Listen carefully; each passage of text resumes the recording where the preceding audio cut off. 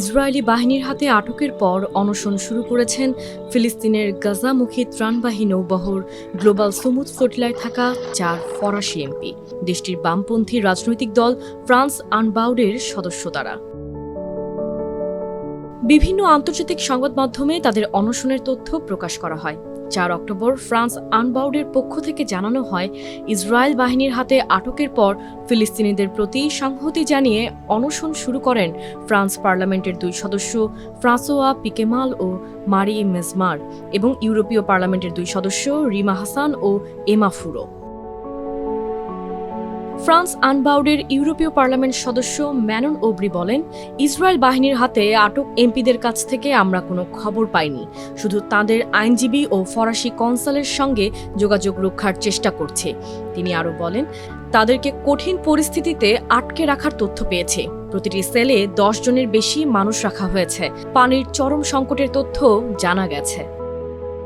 ইসরায়েলে আটক ফরাসি নাগরিকদের দেশে ফিরিয়ে নিতে শিগগির উদ্যোগ গ্রহণের আহ্বান জানান ম্যানন ওব্রি। তিনি বলেন, এখন ফ্রান্সের জন্য সত্যিকারের পদক্ষেপ নেওয়ার সময়।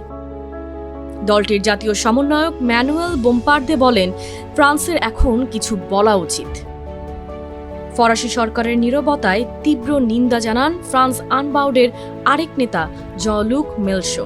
তিনি বলেন, অন্যান্য দেশের আটক নাগরিকদের ইতোমধ্যে ইসরায়েল থেকে ফেরত পাঠানো হয়েছে, কিন্তু ফরাসি সংসদ সদস্যদের ফেরত দেওয়া হয়নি।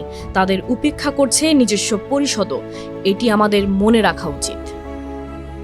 ইসরায়েলে ফরাসি আটক ইস্যুতে ফ্রান্স আনবাউডের নেতাদের বক্তব্যের পরিপ্রেক্ষিতে ম্যাখো সরকারের সাবেক মন্ত্রী ও বর্তমান ইউরোপীয় পার্লামেন্ট সদস্য নাথালি লুইজো বলেন, যা করা দরকার তাই করছে ফ্রান্স প্রশাসন। ফ্লোটিলায় থাকা ফরাসি নাগরিকদের সুরক্ষায় কাজ করছে কনসুলার।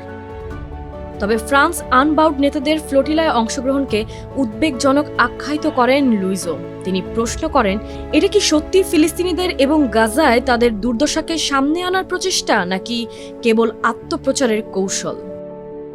গাজায় অবরোধ ভেঙে মানবিক সহায়তা পৌঁছানোর চেষ্টায় 28 সেপ্টেম্বর গ্রিসের একটি দ্বীপ থেকে গাজার উদ্দেশ্যে যাত্রা করে গ্লোবাল সুমুদ ফ্লোটিলা নৌবহর। এতে 44 দেশের অন্তত 500 জন অংশ নিয়েছেন। 5 অক্টোবর পর্যন্ত 45টি নৌযান গাজায় প্রবেশের চেষ্টা করেছে বলে বিভিন্ন গণমাধ্যমের প্রতিবেদনে জানানো হয়েছে।